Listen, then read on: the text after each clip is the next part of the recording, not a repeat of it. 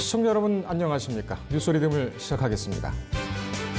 악취 건조기 논란에 휩싸인 LG전자가 이번 주 사상 초유의 리콜 사태 갈림길에 들어섭니다.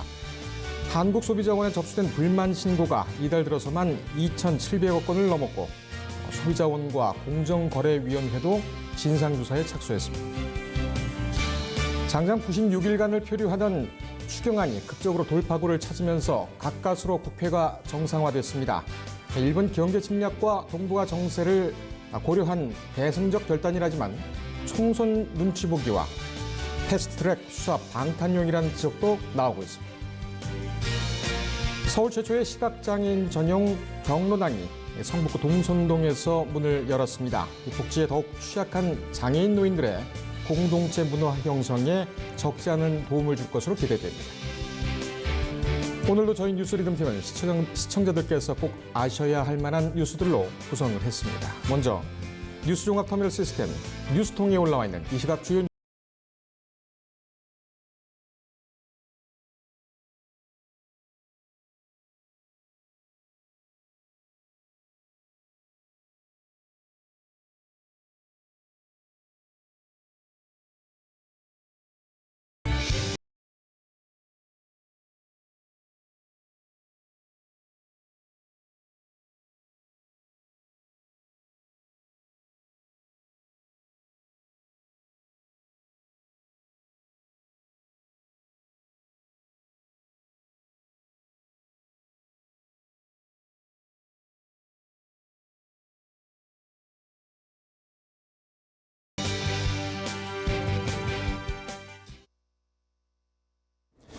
LG전자의 건조기 논란에 대해서 소비자원이 중재에 나섰습니다. 하지만 LG전자 측과 소비자 측의 요구사항이 첨예하게 엇갈리면서 쉽지 않아 보입니다. 먼저 리포트 보시겠습니다. 고란나 기자입니다. 한국소비자원 1372 상담센터에 접수된 LG 건조기 관련 불만 신고가 이달 들어서만 2,700여 건을 넘어섰습니다. LG 건조기의 콘덴서 자동 세척 기능이 제대로 작동하지 않고 응축수가 배출되지 않아 먼지와 악취를 유발한다는 겁니다. 이번 논란은 소비자들이 모여 만든 LG 건조기 자동 콘덴서 문제점이라는 이름의 네이버 밴드에서 이달 초 LG 건조기 콘덴서 자동 세척 시스템에 결함이 있다는 불만이 제기되면서 촉발됐습니다. 이 밴드에는 29일까지 2만 8천여 명이 가입했습니다. LG전자는 이번 사태에 대해 소비자들이 안심하고 사용할 수 있도록 10년간 무상으로 보증을 실시하겠다고 발표했지만 근본적인 해결책이 결여됐다며 소비자들의 불만은 더욱 거세졌습니다. 소비자원은 이번 사안이 심각하다고 판단하고 집단 분쟁 조정 절차에 돌입하고 대표 50건의 사례에 대한 사실조사를 진행하고 있습니다.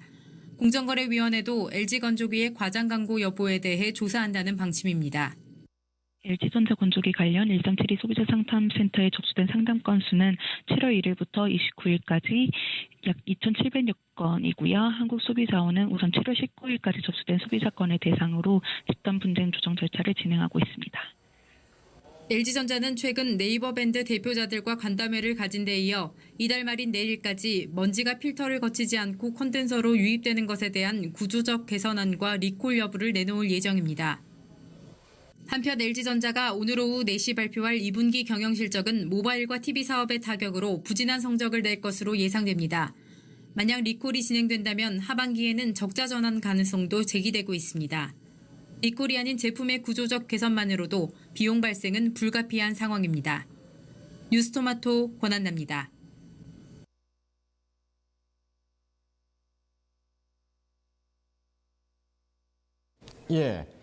LG건조기에 어떤 문제가 있는지 취재기자와 함께 얘기 나눠보겠습니다. 산업부 권한나 기자 나왔습니다. 자, 권 기자, 이 구체적으로 이 증상이 어떤 겁니까? 네, 그 LG 트롬 건조기에 있는 콘덴서 자동 세척 시스템이 문제를 일으킨 건데요. 이 기능은 사실 수동으로 콘덴서를 관리해야 하는 경쟁사 제품과는 달리 그 자동으로 콘덴서를 세척해 줌으로써 그 LG전자가 차별점으로 내세웠던 기능입니다. 예. 그런데 이 시스템이 제대로 작동하지 않으면서 그 남아있던 먼지가 응축수와 만나 찌든 데처럼 눌러붙거나 악취를 유발했다는 겁니다. 예. 또 이 때문에 건조 효율을 떨어뜨려서 건조 시간이 늘어나기도 했다고 하는데요. 특히 그 건조 세탁물이 젖은 상태로, 충분히 젖은 상태로 작동시켰을 경우에는 수분이 나오기 때문에 자동 세척 시스템이 작동을 하지만 그 마른 세탁물, 가령 이불 털기 기능 등을 사용했을 때는 더욱 문제가 심각했다는 얘기입니다. 그렇군요. LG전자 측에서는 이 원인을 찾았습니까? 네, LG전자 측에서는 아직까지는 원인을 찾지 못했고 계속 분석하고 있다고 했지만 예. 대응 방안에 대해서는 한 차례 발표를 한 적이 있습니다. 네.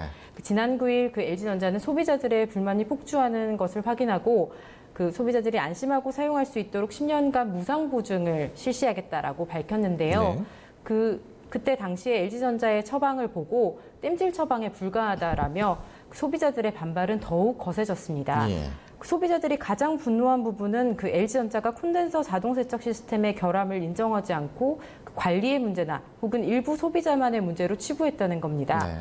네. LG전자는 공식 발표 내용에서 의류 건조기에 콘덴서에 먼지가 달라붙는 것은 콘덴서 세척 방식이나 제조사에 관계없이 동일하므로 어떤 방식이든 건조 효율을 유지하는 수준으로 먼지를 관리할 필요가 있다라고 명시했고요. 예. 또 콘덴서에 일정 수준의 먼지가 있더라도 건조기 성능에 영향을 미치는 것은 아니지만 소비자들이 안심하고 사용할 수 있도록 이 같은 대응책을 내놨다라고 선을 그었습니다. 예. 소비자들의 입장에서는 LG전자의 설명처럼 콘덴서에 먼지가 달라붙는 게 당연한 일일지라도 자동 세척 시스템을 광고하던 당시에는 모든 건조 코스에서 콘덴서 자동 세척이 이루어진다면서 관련 내용을 주의사항이나 혹은 고지를 하나도 없었다는 겁니다. 그래서 공정거래위원회에서도 이 내용에 대해서 허위 광고 여부에 조사에 들어갔습니다. 자, 이 처음 LG전자가 소비자 불만의 공식적인 입장을 표한 것이 지난 9일. 그러면은 그 이전에 이런 문제점이 발생됐다는 거죠? 언제쯤 됐습니까? 처음 발생한 때가? 네, 소비자들의 불만이 조금씩 쌓이기 시작했는데요. 지난 7월 초에 이제 네이버 밴드에 있는 LG 건조기 자동 콘덴서 문제점이라는 밴드가 형성됐고, 예. 거기에 차츰 이제 관련 불만을 제기하고 있는 소비자들이 쌓이면서 이제 좀 소비자들의 문제가 많구나라는 네. 것이 확인됐고요. 예. 이후 소비자원에도 관련 건수가 불만 사항이 상당히 접수가 많이 됐고요. 이제 앞서 앵커님께서 말씀해 주신 것처럼 2,700여 건이 넘어섰다는 것을 확인할 수 있고요. 굉장히 예. 단기간에 발생한 일입니다. 알겠습니다. 20여일이 지났는데 원인을 아직 밝혀내지 못했다. 그 점도 선뜻 이해는 좀 가지 않는군요. 소비자들이 그럼 일단은 원하는 것은 뭡니까? LG전자 측에서는 10년간 무상으로 AS를 해주겠다 이렇게 얘기를 했는데 뭐라고 바라고 있습니까? 네, 소비자들은 콘덴서 자동 세척 기능의 결함에서 이번 예. 문제가 발생한 것으로 판단하고 근본적인 해결 방안을 요구하고 있습니다. 예. 아울러 리콜까지도 바라보고 있는데요. 현재까지 LG전자가 제시한 무상 보증의 경우 문제가 반복적으로 발생했을 경우 매번 한두 시간의 시간을 소요해서 AS 수리를 맡겨야 하고 이 과정이 굉장히 번거롭다는 겁니다. 네. 또 매번 제품을 분해하면 또 다른 문제가 발생할 수 있는 가능성도 배제할 수 없다는 건데요. LG전자를 믿고 구매한 소비자들의 입장에서는 이런 과정을 감수하면서까지 건조기를 사용할 이유가 없다는 겁니다. 아직까지 문제점을 발견하지 못했고 그런데 10년간 AS만 해주겠다. 원인을 찾지 못했는데 계속 원인을 찾지 못하게 되고 이걸 해결하지 못하면은 계속 같은 이 문제점이 발생할 수 있지 않습니까? 그렇다면 소비자 측에서 주장하는 것이 어떻게 보면 좀 타당하지 않나요? 예, 그래서 양측 간에 서로 이제 분쟁이 계속되고 있는 부분이 있고, 예. 또 이제 소비자원을 통해서 이제 좀 LG전자에 해당 문제가 발생한 50대 정도의 예. 건조기를 이제 조사를 진행하고 있고요. 네. 소비자원에서 발표하는 내용, 그리고 LG전자에서 소명을 발표할 것, 이 모든 것들을 종합해서 향후 좀 진행이 있을 것으로 보입니다. 그럼 지금까지 진행된 절차는 소비자원에서 분석하고 있는 것, 그리고 LG전자가 자체적으로 원인을 찾는 그런 조사 활동, 그리고 공정거래위원회의 허위 광고에 대한 그런 부분들이 진행되고 있는데, 자, 그럼 향후에는 어떻게 이게 전개가 됩니까? 네, 현재 그 한국소비자원이 당초 피해 구제 신청 정도를 검토했었는데요.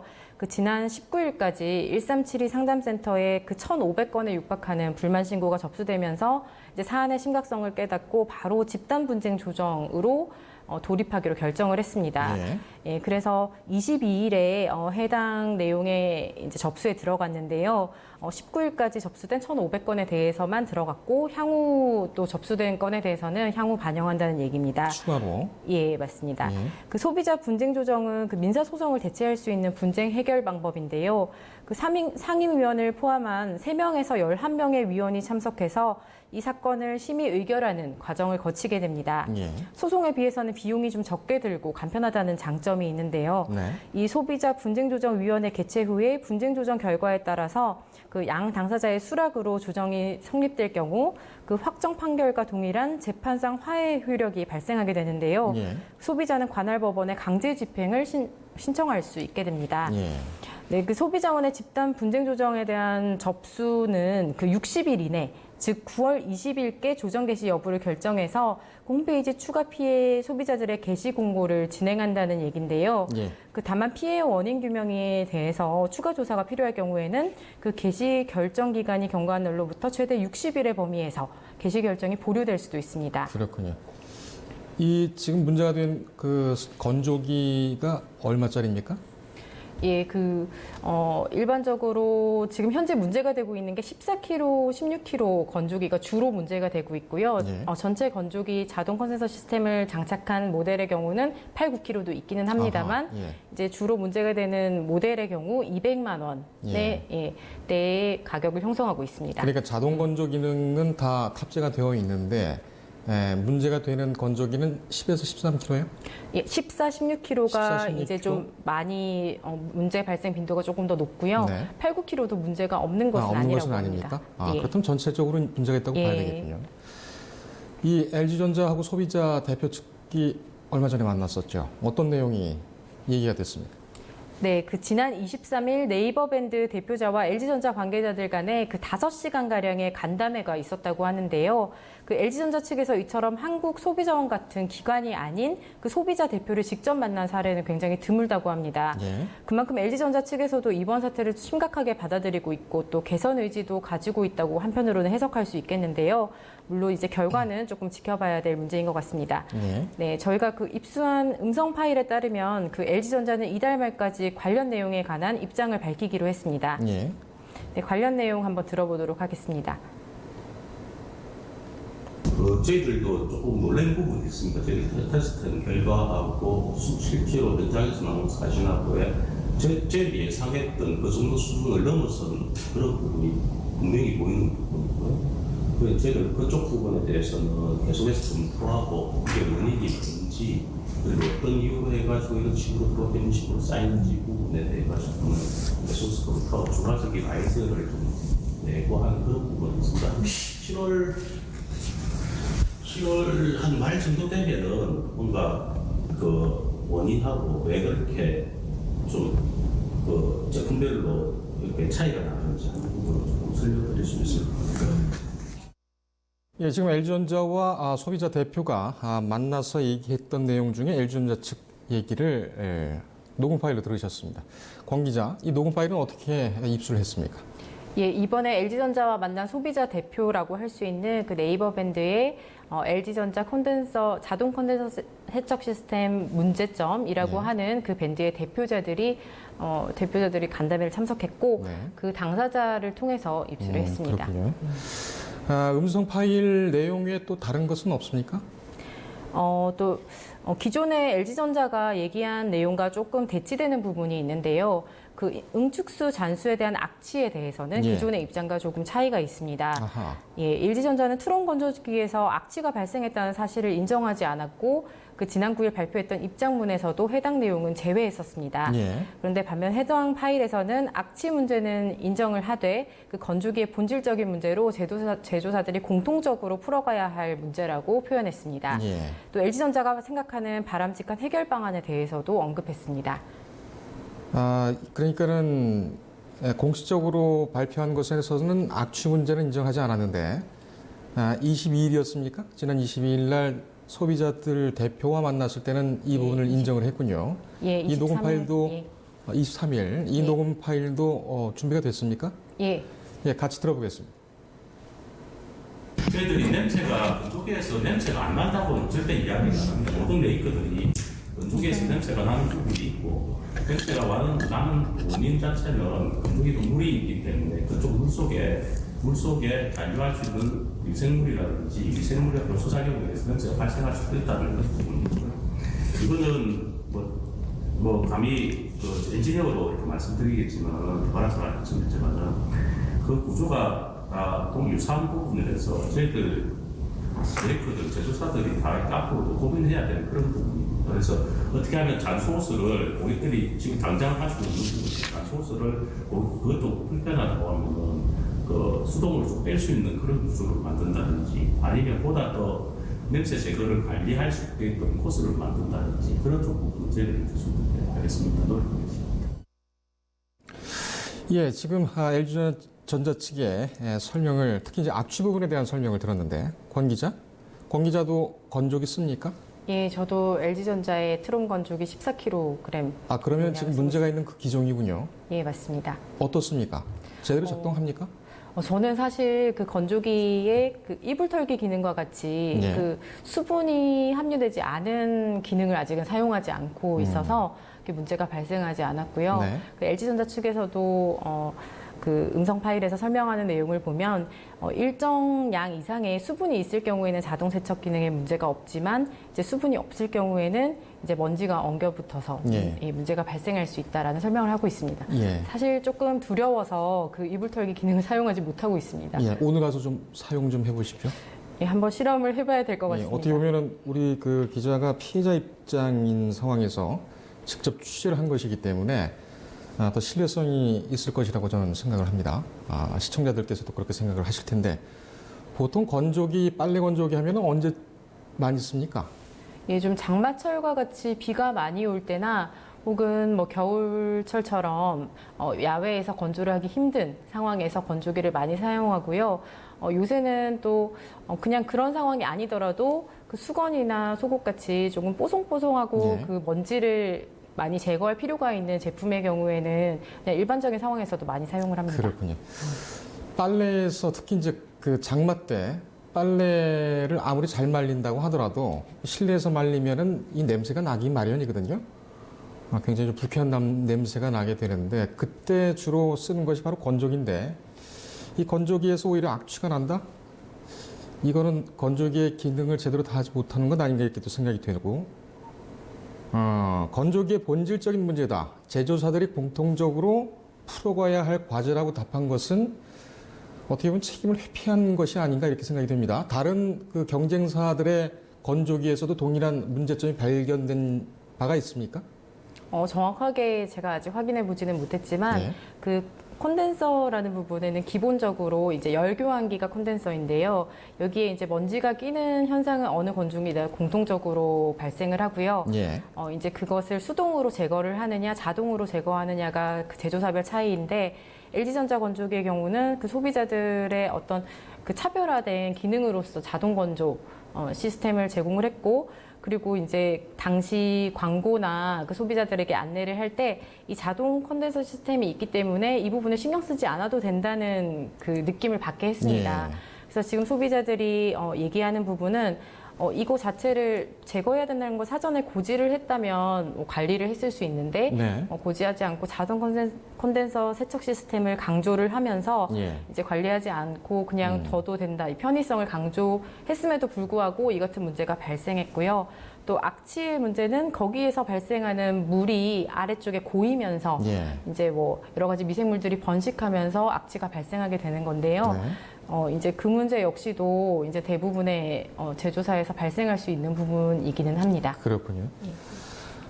설명 의무 위반과 허위 광고가 모두 문제가 되겠다라고 소비자들은 충분히 생각할 수 있을 것 같습니다. LG전자가 이번 달 뭐 그래봤자 오늘하고 내일인데 이 개선안 해결안 해결안을 발표를 한다고 하죠. 어떤 내용이 나올 것 같습니다.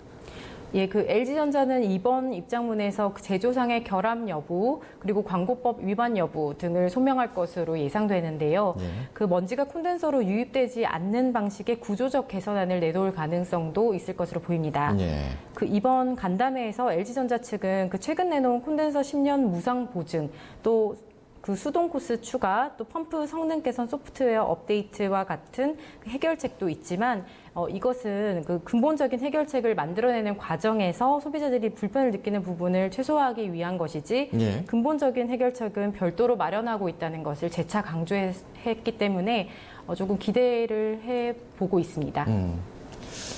느낌상으로는 계속 말이 좀 바뀌는 것 같은데 리콜을 이거 안 해주려고 하는 거 아닙니까? 그럴 가능성도 없지는 않습니다. 그 리콜을 할 경우 LG전자의 그 막대한 손실이 가기 때문인데요. 예. 그 현재 LG전자 건조기가 전 세계적으로 봤을 때는 140에서 150만 대 정도가 팔렸고 아하. 국내 자동 콘센서 세척 기능을 탑재한 건조기의 경우입니다. 네. 그 국내에서는 130만 대 정도가 팔린 것으로 알려져 있습니다. 예.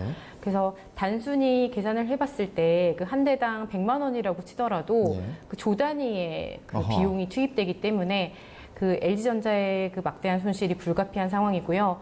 그 제가 그 그래프가 지금 나올 수 있을지 예, 모르겠지만 그래프를 좀 띄워주시죠. 예, 그 LG전자의 영업이익이 예. 6천억 원대 수준이 지금 2분기에 예상되고 있는데요. 오늘 4시경에 그 LG전자가 실적을 발표할 예정입니다. 예. 이렇게 6천억 원대, 9천억 원대 조 단위를 넘지 못하는 영업이익이 전사의 그 분기 영업이익인데 네. 그 조 단위의 비용이 투입될 경우에는 적자 전환이 불가피할 것으로 보입니다. 그렇군요. 이 소비자원과 공정거래위원회의 판단도 잘 좀 기다려봐야 될 것 같습니다. 외국에서는 혹시 이런 유사한 사례가 보고된 거나 그런 건 없습니까? LG전자가 이제 해외에서 리콜을 했던 사례를 조금 찾아봤었는데요. 그 2016년 12월에는 이동형 에어컨 50만 대에 대해서 자발적 리콜을 네. 했었고요. 또 2012년 11월에는 통돌이 세탁기 45만 7천 대에 대해서 자발적 리콜을 실시했었습니다. 근데 당시에 지나친 진동이나 이런 여러 가지 소비자 문제가 단 343건의 소비자 신고가 접수됐을 뿐이었는데 예. 이로 인해서 그 LG전자 자체적으로 이게 좀 심각하다고 판단했을지 모르겠지만 소비자 건수는 상당히 적었는데도 자발적인 리콜을 해줬다는 점에서 국내와 조금 차이가 있어서 또 소비자들이 한층 지적을 하고 있는 부분이 있습니다. 알겠습니다. 이 내용과 그다음에 쓰고 있는 동일한 피해를 겪고 있는지도 다음 순서에 다음 시간에 출연하게 되면 꼭 확인을 해서 좀 알려주기 바랍니다. 오늘 수고했습니다. 예, 국회가 100일에 육박하는 공회전 끝에 결국 정상화를 찾았습니다. 오늘 일단 안보국회가 열리고 있지만 접점을 찾은 지는 의문입니다. 각 당의 물밑 개선을 최병호 기자가 짚어봤습니다.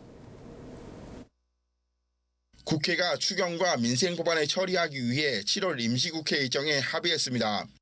오늘부터 국회 국방위원회와 외교통일위원회 등 상임위원회가 운영되고 8월 1일 본회의를 열기로 했습니다.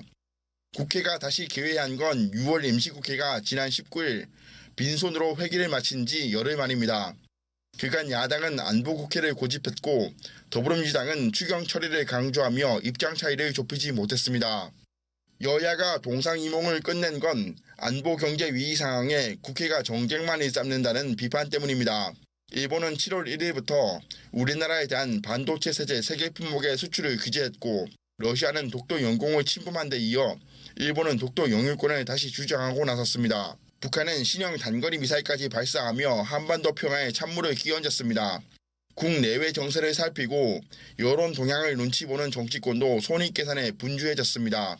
한국당으로선 현 정부의 실정만 문제 삼기엔 국가적 위기에 야당이 정부를 발목 잡는다는 비판이 부담스럽습니다.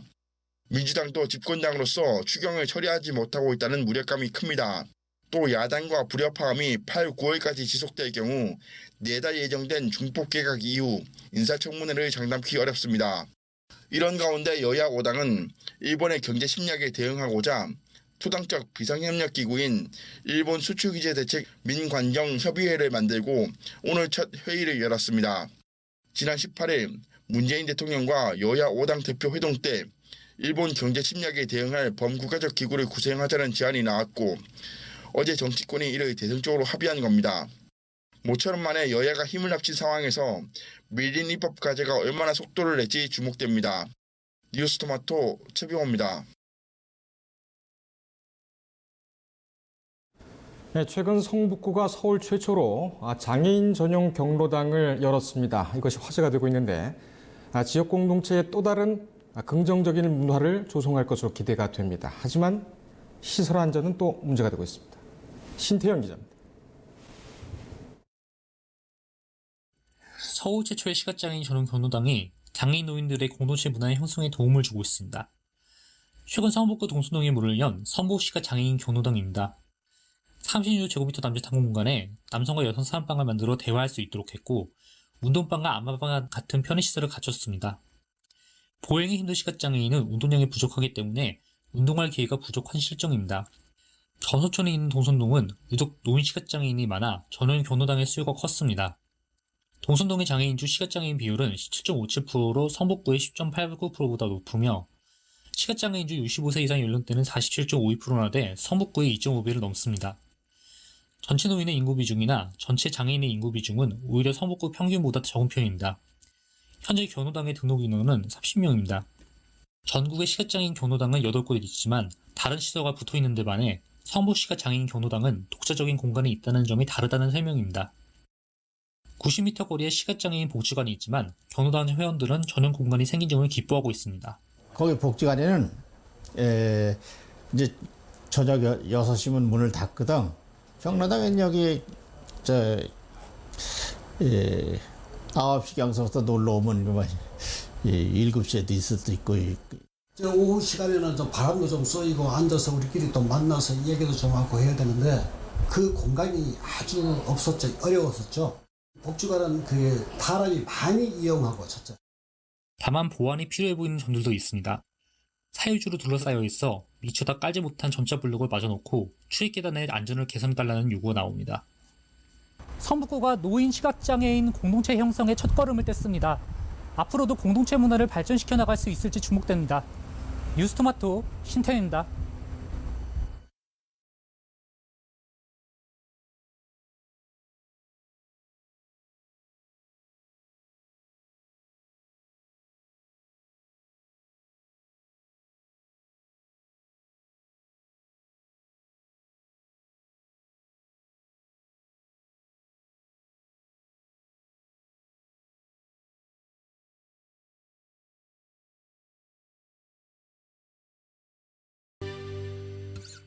다음은 화요일 주간 코너 문화과 풍경과 함께 하시겠습니다.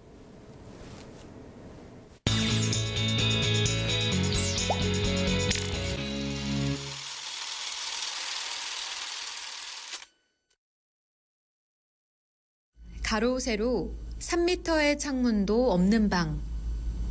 세계적인 패션 디자이너 폴 스미스의 첫 매장이었습니다.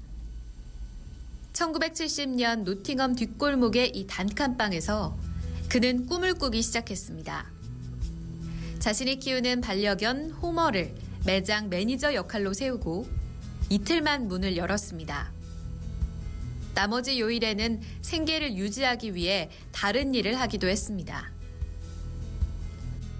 전시는 입구의 이 공간을 시작으로 그가 꿈꾼 세계가 펼쳐집니다. 단순히 자신의 작품을 걸어두는 여느 디자이너들과 달리 그는 자신의 삶을 군데군데 걸어두었습니다. 저희 폴 스미스 전시는 런던 디자인 뮤지엄이랑 같이 기획을 하게 되었는데요. 폴 스미스 디자이너께서 세계적으로 일반적인 디자이너의 횡보를 걷지 않는 디자이너로 유명한 디자이너예요. 그래서 저희가 이번에 디자이너 개인의 작품이 아닌 디자인의 삶을 조명해서 전시로 여러분들에게 선보이고자 준비하게 되었습니다. 3제곱미터 규모의 첫 매장을 지나면 파리호텔 객실을 재현한 공간이 나타납니다. 검정 펠트 천을 덮은 침대 위에는 셔츠 6벌, 점퍼 2벌, 슈트 2벌이 펼쳐져 있습니다. 생전 처음 연 그의 첫 쇼룸인데 마지막 날 방문한 단 한 명의 손님이 그의 첫 주문 고객이 됐다고 합니다. 이 쇼룸 옆에는 자신에게 의류 디자인의 지식을 알려준 아내 폴린의 사진이 걸려 있습니다. 폴린은 그에게 품질과 재단, 비율의 중요성을 알려줬고 그가 자신만의 브랜드를 론칭할 수 있도록 응원했습니다. 당시 폴린에게 배우던 그림들과 의류 원단들이 그 사진 밑에 가지런히 배열돼 있습니다. 패션 세계로 발을 디딘 이야기는 점차 인간 폴 스미스에 대한 이야기로 나아갑니다. 미술품과 서적 같은 자신의 소품들을 매장 인테리어로 썼다는 일화부터 분홍색 다이슨 진공 청소기까지 팔았다는 이야기가 흘러갑니다. 런던 코벤트 가든에 있던 그의 첫 사무실은 시대를 넘나드는 전위와 파격으로 가득합니다. 직접 프린팅한 파스타 문양의 셔츠와 심각한 분위기를 풀기 위한 장난감들. 사무실에 가득 쌓여있는 이런 흥미로운 물건들에서 그는 아이디어를 떠올렸다고 합니다. 전시는 비단 패션에만 한정되지 않습니다. 그가 평소 좋아하던 삶의 오브제들이 벽면 곳곳에 작품처럼 걸려 있습니다. 형형색색의 거대한 직사각형 작품인 버튼월은 가까이서 보면 수천 개의 단추로 구성되어 있음을 알 수 있습니다. 이 작품을 보며 오래된 핸드폰이나 도미노로 매장을 꾸몄다는 이야기를 들으면 그의 다양한 아이디어 영감과 도전 정신에 절로 감탄하게 됩니다. 앤디 워홀, 데이비드 호크니 등 유명 아티스트들의 작품들을 수집해온 수집광으로서의 면모도 드러납니다. 전시 중후반부에는 다양한 예술가들과 함께 작업한 작품들로 꾸며집니다. 스미스는 평소 자신이 좋아하는 것에 심취하는 경향이 있었는데 협업 역시 마찬가지였습니다. 자신이 좋아하는 브랜드들이나 예술가들과 작업하는 것을 즐기곤 했습니다. 무지개처럼 칠해진 자동차 제조사 로버의 미니부터 주황띠를 두른 라이카 카메라, 전위의 뮤지션 데이비드 보이의 앨범 발매 기념 티셔츠 제작까지 다양한 협업으로 성장한 그의 삶이 이야기됩니다. 이번 전시의 동선은 폴 스미스 전시가 폴 스미스의 삶을 재조명하다 보니 그 스토리가 전개될 수 있도록 구성을 하였는데요.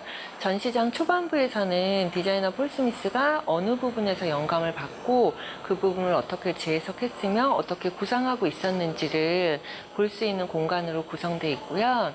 중간으로 진입을 하시면 그렇게 영감받은 부분을 어떻게 여러분과 커뮤니케이션 할 수 있게 실물로 내놓았는지 또는 더 좋은 아이템들과 어떻게 콜라보를 해서 그런 디자인 감성을 표현했는지를 여러분들이 만나실 수 있습니다. 그리고 마지막에는 그의 삶의 디자인의 집약체인 콜렉션룸인데요. 컬렉션룸에서는 그가 디자이너로서 가지고 있던 모든 전시물의 집약체를 보실 수 있고요. 또한 그가 디자이너의 삶을 어떻게 살았는지 다시 한번 경험해 줄 수 있는 공간입니다. 해서 전시 동선을 다 둘러보고 나시면은 폴 스미스의 삶을 여행한 기분을 느낄 수 있는 그런 전시라고 할 수 있습니다. 전시 말미에는 컬러를 중시했던 그의 패션 철학이 펼쳐집니다. 2019 봄, 여름 컬렉션과 작품에 쓴 여러 컬러실들, 패션쇼를 기획하고 구상하는 장면의 영상들이 보여집니다. 위트 있고 재기 넘치는 그의 모습이 인상적으로 다가옵니다.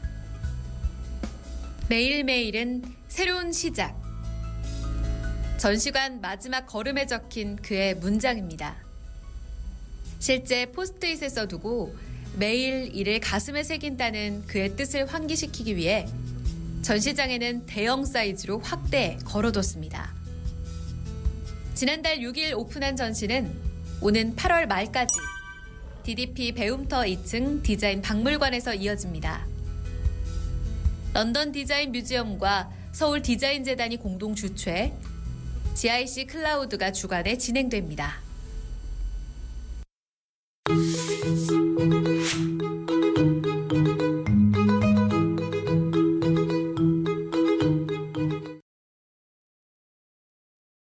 예, 오늘 토크합니다 시간에는 그 아주 해결이 절실한 금융 취약계층 이렇게 표현하면 맞을까요?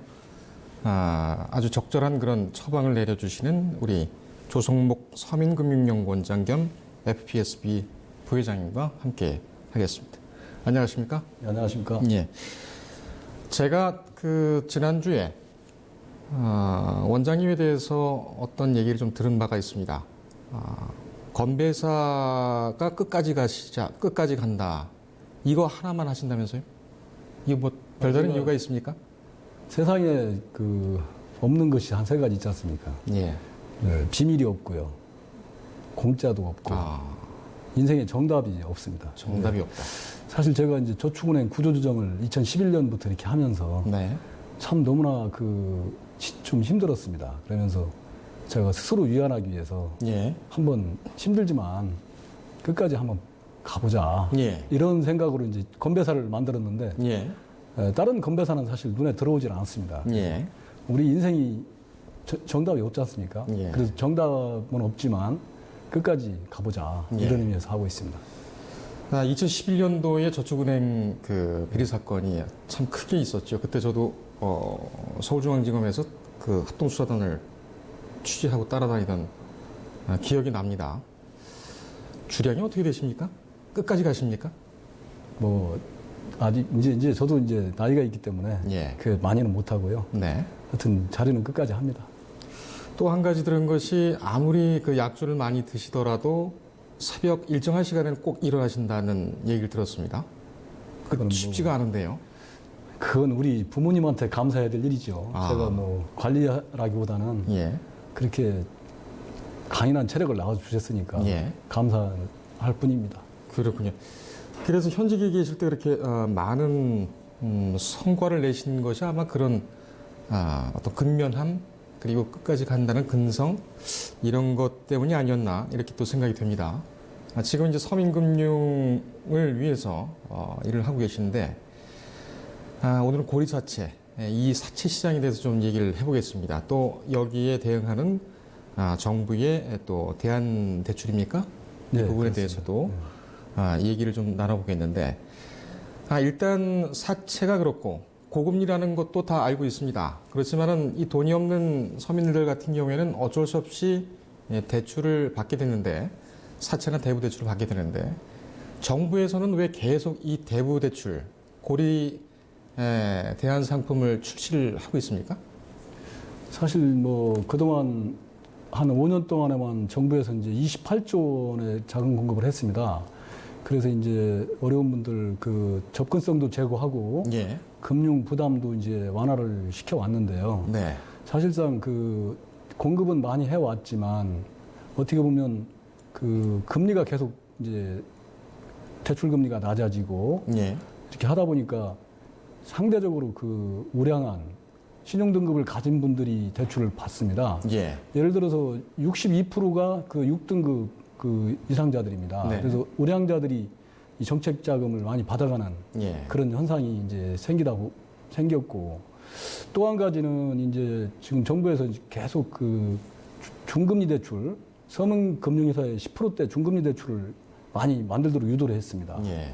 그러다 보니까 자력으로 중금리 대출을 받을 수 있는 분들조차도 어떻게 보면 이제 정책 자금은 10%대 이내거든요. 싸니까. 네, 햇살론이 이제 8.6% 이 수준이고 희망호씨가 7.6% 이 수준이니까 네. 그 금리를 이제 받아가는 겁니다. 그러다 보니까 이제 정말 7등급 이하의 아주 신용도가 떨어지고 소득이 어려운 분들은 대출을 못 받는 이런 현상이 생기는 겁니다. 예. 거기다가 이제 최근에는 경기 둔화 우려라든가 또 법상 상한금리가 작년에 또 24% 낮춰졌지 않습니까? 예. 그러다 보니까 대부업체조차도 대출 못 받는 분들이 많이 생기는 거예요. 특히 지금 연 20% 엄청 높은 금리잖아요. 근데 연 20% 이상 쓰는 분들이 550만 명. 네. 그러다가 이제 예를 들어서 32조 원 정도를 끌어들이고 있습니다. 그래서 그분들을 타겟으로 한 대안 상품을 만들게 된 것입니다. 예, 그렇군요. 대안 상품 브랜드명이 햇살론. 이거 맞습니까? 이 브랜드명을 햇살론. 기존에도 좀 많이 들은 것 같은데. 이게 17번째 상품입니까? 이거니? 이제 햇살론 이제 17, 영어로 17이라고요. 예, 17. 17번째 상품은 아니고요. 햇살론의 그 브랜드 명을 그대로 유지하면서 이 17%대 금리라는 겁니다. 햇살론 17이군요. 17%. 예, 햇살론 17%라는 상품입니다. 그렇습니다. 예. 그렇습니다. 근데 17%면 좀 비교적 높은 거 아닙니까? 그렇습니다. 뭐 과거에는 사실 생각지도 못할 금리입니다. 정부에서 어려운 사람 돕는다 하고 17%의 금리를 준다? 생각하지 못할 정도로 사실은 그 금리가 높다는 그 우려를 제기할 수가 있습니다. 근데 이제 사실상 그 금리라는 건 그렇지 않습니까? 금리가 낮아질수록 어떻게 되겠습니까? 심사는 강화되고요. 우량자만 대출을 받게 되지 않습니까? 정책금융 상품도 마찬가지로 그 금융 상품이거든요. 그러다 보니까 아까 말씀드린 대로 정말 도와줄 그 어려운 분들은 못 받고 자력으로 신용 그 상품을 대출을 받을 수 있는 분들이 조차 이제 그런 분들이 이제 받아가는 것들이 많이 생기다 보니까 금리가 약간 높더라도 이런 대출을 만들어서 20% 이상 그 높은 금리를 쓰는 분들을 자금 수요를 흡수해보자. 이런 취지입니다. 그래서 아까 말씀드린 550만 명, 뭐 32조 원, 이런 그 분들 중에서 진짜 이 돈이 필요한 분들을 사채 시장에 가지 않고 끌어들여보자. 이런 취지에서 만들어진 겁니다. 그래서 이 정책금융은 정말 금융위에서 이번에 실시를 했지만은 기존 그 고정관념을 깨는 겁니다. 생각지도 못해요. 연 17%짜리를 정부에서 만들어낸다? 그렇습니다. 근데 그런 상품을 만들어냈고, 이런 상품이 나옴으로써 지금 20%대 뭐 법적 상한금리가 24%지 않습니까? 20% 넘는 대출을 하는 그 금융회사의 금리도 좀 다운시키는 효과도 볼 수 있고요. 그런 차원에서 도입을 하게 된 겁니다. 근데 이제 문제는, 뒤에 뭐 대출을 받을 수 있는 상대방들이 이제 대상자들이 이제 그 기준이 나오게 될 텐데, 대출을 받아서 또 대출을 하는 경우가 많습니다.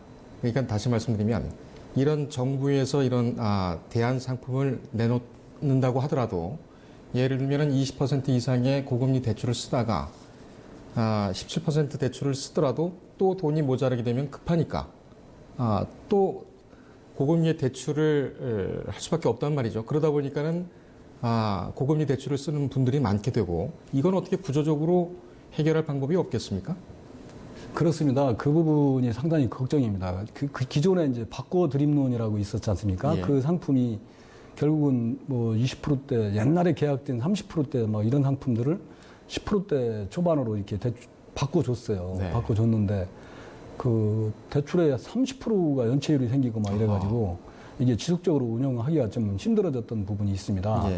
그래서 이제 뒤에 나오겠지만 우리가 이제 그 심층 그 특례 지원 형태로 해가지고 정말 그 상담을 통해서 꼭 필요한 사람만 대출하는 이런 제도도 도입을 했고요.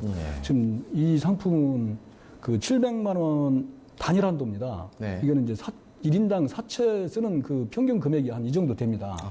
그래서 이제 700만 원 단일 한도로 연 17.9% 대출을 실시를 하는 거거든요. 그래서 지금 말씀하신 대로 이거는 결국은 지원을 했더라도 이분들이 다시 사채 시장에 가버리면 의미가 없어지는 대출이 되기 때문에 금액이 이제 700까지는 은행에서 상담을 통해서 대출이 나가지만 그보다 더 큰 금액 1,400까지 나갈 때는 그 상담을 통해서 나갈 수 있도록 이렇게 보완 조치를 마련한 거죠. 그렇군요. 대출을 받을 수 있는 분들은 어떤 분들입니까? 이분들은 이제 기존의 서민금융 지원 상품하고 똑같습니다. 예를 들어서 뭐 그 연소득이 직전 1년간입니다. 세 전소득으로 3,500만 원 이하이거나 세전 3,500만 원 이하이거나 또는 그 신용 등급이 6등급 이하이면서 소득이 4,500만 원 이하 이런 분들인데요. 이거는 이제 특히 좀 다른 거는 기존에는 이제 근로자 중심으로 대출이 나갔는데요. 그렇습니다. 이번에는 이제 그 영세 그 자영업자라든가 프리랜서, 농어민 이런 분들 소득 있는 분이라면 누구나 이제 대출을 할 수 있게끔 대출 범위를 좀 넓혔습니다. 이 대출 심사도 있죠. 그렇습니다. 이게 무작정 지원해서는 안 되거든요. 그래서 심사를 하긴 하는데요. 이 현재의 소득 대비해서 이제 상환 그 능력이 되느냐 이걸 봅니다. 그래서 네. 그 제2금융권의 이제 DSR 뭐 이런 걸 기준으로 해서 보고요. 그리고 이제 실제 그 지금 현재 부채 상태 이런 걸 보는데요. 단지 이제 뭐 연체 이력이라든가 아니면 이제 타금융권의 부채가 얼마나 되냐 이런 걸 심사를 할 때 조건을 좀 완화해 가지고 대출을 좀 지원을 할 수 있게끔 이렇게 유도해 나갈 그런 생각입니다. 그렇군요. 그래서 이거는 지금 은행에서 가서 심사를 이제 자기가 대출 신청을 하면 네. 그래서 원스톱으로 거기서 심사를 해가지고 거기서 대출이 일하는 이런 구조로 가고 있습니다. 대출이 바로 나옵니까? 아니면 뭐 며칠 기다려야 됩니까? 뭐 그건 바로 오라기는 뭐 어렵고요. 하루 이틀 기다리면 이제 심사가 끝나서 나올 수 있을 정도로. 그렇군요. 근데 이제 자금 용도에 따라서 또 이 제한을 두는 경우도 있다고 하더군요. 그러니까는 뭐 생활 자금이냐, 아니면 뭐 전세 보증 자금이냐, 아니면은 또 뭐 다른 용도로 쓰느냐 이거에 따라서 또 달라지기도 한다고 하는데 이 햇살론 17 이거는 어떻게 제한을 두고 있습니까? 이 대출은 자금 용도를 제한하지는 않습니다. 아하, 그렇군요. 예를 들어서 바꿔드림론 같으면 이제 고금리를 쓰고 있던 분들이 와야만 이걸로 바꿔줬거든요. 예. 서민금융 지원을 했는데 이 상품은 대환 뭐 높은 금리를 낮은 금리로 바꾸든 긴급한 뭐 사유가 생겨서 대출을 받든 예. 아니면 일반 그 생활비로 쓰든 용도에 제한이 없고요. 예. 이거는 이제 그 상환 기간은 이제 3년으로 하든 예. 5년으로 하든 선택으로 할 수 있게끔 아하. 이렇게 만들고 이제 원리금을 균등하게 이렇게 상환하도록 했습니다. 예. 그래서 이 상환할 때 보면 원금 분할하는 게 있고 원리금을 다 분할하는 게 있는데 그렇죠. 우리가 수학적으로 따져보면 원리금을 분할하는 것이 초기 비용이 적습니다. 아, 유리합니까? 유리합니다. 예. 그래서 원리금 균등 분할 상식 방법으로 3년 내 또는 5년 상환할 수 있게끔 선택을 해서 네. 이렇게 만들었습니다. 그렇군요. 근데 이도저도 안 되고 정말 뭐랄까요? 기준에 애매하게 걸쳐 있다거나 이런 경우에는 뭐 특례적으로 이렇게 좀 지원해주는 방법도 있습니까?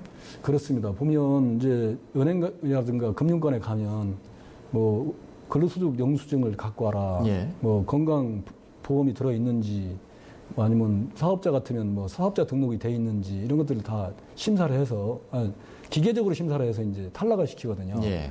그러다 보니까 이제 그 소득은 있어요. 네. 예를 들어서 지금 뭐 나가서 열심히 일을 해가지고 뭐 현금으로 받아가지고 통장에 얼마씩 저금도 하고 막 소득은 있는데 예. 그런 이제 세금을 이제 원천 징수를 않기 때문에 네. 자기가 입증하기 어려운 이런 경우에는 사실상 서민금융진흥원 서민금융 통합지원센터라고 있습니다. 예.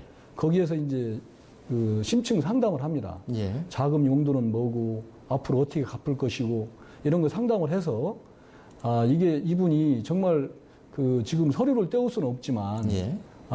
충분히 이건 소득이 있다고 인정이 된다. 그러면 이제 이런 분들한테는 객관적인 서류는 어렵지만 소득 증빙을 대신할 수 있는 예.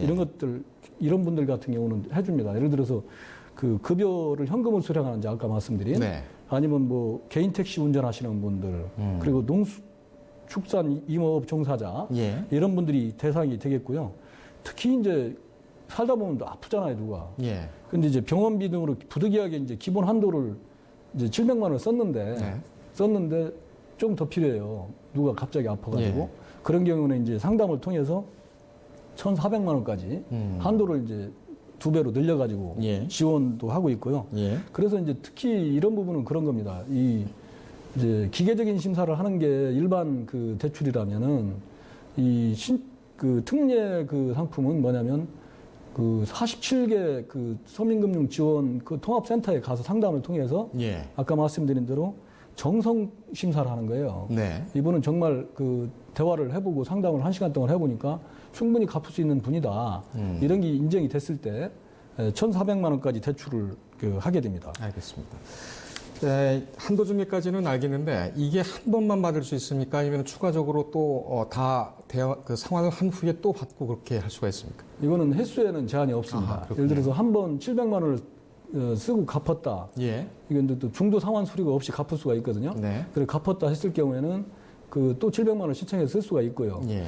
또 하나는 700만 원을 이제 한 400만 원을 받았어요. 돈이 필요 없는데 부채를 낼 필요는 없지 않습니까? 그렇습니다. 근데 나중에 돈이 필요한 일이 생겼다 그러면 300을 더 받을 수가 있습니다. 예. 그래서 그 횟수에 제한이 없이 받을 수 있습니다. 예. 이건 좀 준비된 질문은 아닙니다만 갑자기 그 말씀하시기 때문에 좀 여쭙습니다. 물론 빚을 다 내는 것은 좋지가 않지만 자기가 한도가 1,000만 원이 나와 있다.